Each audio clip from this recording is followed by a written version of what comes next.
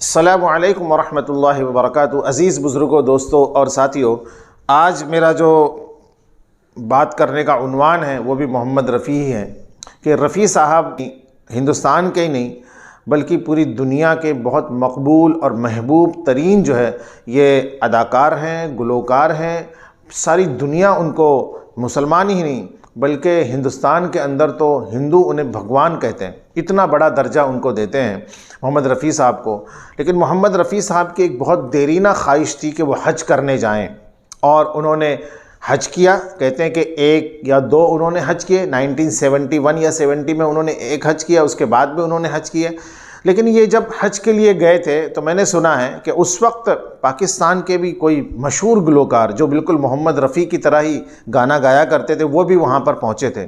जब वो दोनों वहाँ पर पहुँचे और दोनों की आपस में जब बातचीत हुई, उसके बाद में फिर उन्होंने सारे हज के अरकान अदा किए। फिर कुछ दिन तक जब वो मक्के में रहे तो उनकी दोनों की आपस में एक बात हुई कि क्यों ना हम हरम में मक्के में अज़ान दें। लेकिन मक्के में अज़ान देना कोई मामूली बात नहीं है। आप गए और माइक पर खड़े हो गए, ऐसा तो नहीं हो सकता, किसी को भी वहाँ खड़ा नहीं किया जा सकता है, बल्कि वहाँ के मुतवल्ली से, ज़िम्मेदार से इजाज़त लेनी पड़ती है। उसके बाद कहीं जा कर के जो है आपको अज़ान का मौका मिलता है। तो मैंने ये सुना था, बहुत सालों से, बचपन से सुना था कि रफ़ी साहब मक्के में जब गए तो मक्के में उनको अज़ान जो है वो देने का मौका मिला था। इसमें कितनी सच्चाई है मैं नहीं जानता, लेकिन मैंने अभी जल्दी गूगल में वो पाकिस्तान के गुलकार का मैं नाम भूल गया, उनका और मोहम्मद रफ़ी साहब का ये पढ़ा था कि इन दोनों को वहाँ पर अज़ान देने का मौका मिला था। आप में से अगर कोई इस बात को जानता हो, सच्चाई है इसमें, तो कमेंट में ज़रूर मुझे बताएं, और अगर ये फ़ेक है तो इसको भी बताएं। बहरहाल ये हरम जाना और वहाँ पर जाकर के अल्लाह तबारक व तआला के घर की ज़ियारत करना, खाने काबा का तवाफ़ करना, सफ़ा मरवा की जो है सई करना और ज़मज़म पीना और सारी चीज़ों को वहाँ देखना एक बहुत बड़ी सआदत की बात है। बड़े बड़े सलातीन, बड़े बड़े सुल्तान वहाँ पहुँच नहीं पाए, लेकिन अल्लाह तबारक व तआला जिसको पहुँचाना चाहता है वहाँ पहुँच जाता है। लेकिन वहाँ पहुँचने के बाद भी बहुत सारे ऐसे लोग होते हैं कि जिनको बाकी चीज़ें नसीब नहीं होती।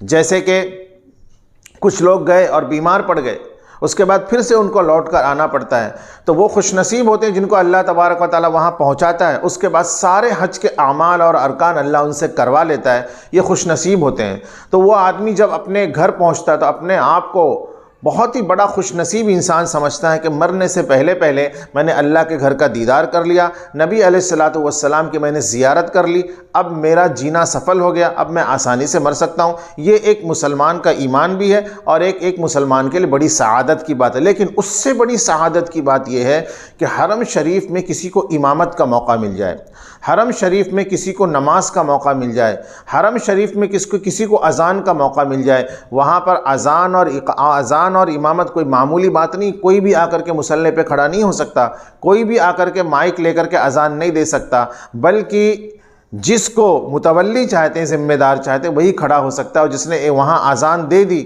और जिसने वहाँ पर नमाज़ पढ़ा दी, सोचिए कि उसने कितनी बड़ी सआदत जो है अपने झोली में उसने भर ली, कितनी बड़ी सआदत उसको नसीब हो गई, कितनी बड़ी नेकी का खैर का काम उसने कर लिया है।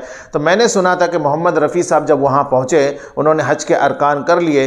पाकिस्तान के भी गुलकार वहाँ पहुँचे थे, उन दोनों ने हज के अरकान करने के बाद वहाँ के मुतवल्लियों से, ज़िम्मेदारों से उन्होंने मुलाकात की और किसी की सिफारिश से जब ये बात तय पाई कि हाँ ये दोनों अपने अपने मुल्क के बहुत नामवर बड़े फ़नकार हैं और ये हज करने के लिए आए हैं और इनकी आवाज़ भी बड़ी मीठी, बड़ी सुरीली है, लाखों करोड़ों लोग इनको सुनते हैं, तो क्यों ना इनको एक मौका दिया जाए। तो कहते हैं कि जितने दिन हरम में, मक्का में, ये दोनों, इंडिया के रफ़ी साहब और पाकिस्तान के वो गुलकार जिनका मुझे नाम याद नहीं, वो दोनों जितना दिन वहाँ थे उनको एक एक अज़ान का उनको वहाँ पे मौका मिला है और मोहम्मद रफ़ी साहब ने मक्के में अज़ान दी है।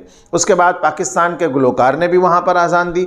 जब ये इनकी वहाँ पर मक्के में जितने दिन इनको रहना था वो उनके अय्याम पूरे हो गए, फिर ये मदीना जब पहुँचे ज़ियारत के लिए, तो मदीने में भी इन्होंने किसी की सिफारिश के ज़रिए से वहाँ के ज़िम्मेदारों से मुलाकात की और वहाँ पर हरम मदनी के अंदर भी, यानी मस्जिद नबवी के अंदर भी मोहम्मद रफ़ी साहब ने अज़ान दी और वो पाकिस्तान के गुलकार ने अज़ान दी। तो ये एक बहुत बड़ी सआदत की बात है। अल्लाह तबारक व तआला तो अव्वल तो बड़े बड़े सलातीन को वहाँ पहुँचने की तौफीक नहीं होती। अल्लाह जिसको चाहते हैं, अमीर फ़कीर किसी को भी अल्लाह बुला लेते हैं, फिर वहाँ नमाज़ों की तौफीक मिल जाना, वहाँ की ज़ियारत कर लेना, वहाँ के सारे आमाल कर लेना, सारी चीज़ों को देख लेना बड़ी ही सआदत की बात है। लेकिन अगर कोई अज़ान दे ले, बाहर का आदमी जाकर के अज़ान वहाँ पर कह दे और किसी को इमामत का मौका मिल जाए, तो बताओ उसकी सआदत का क्या अंदाज़ा हो सकता है, बताओ उसकी खुशी का क्या अंदाज़ा हो सकता है।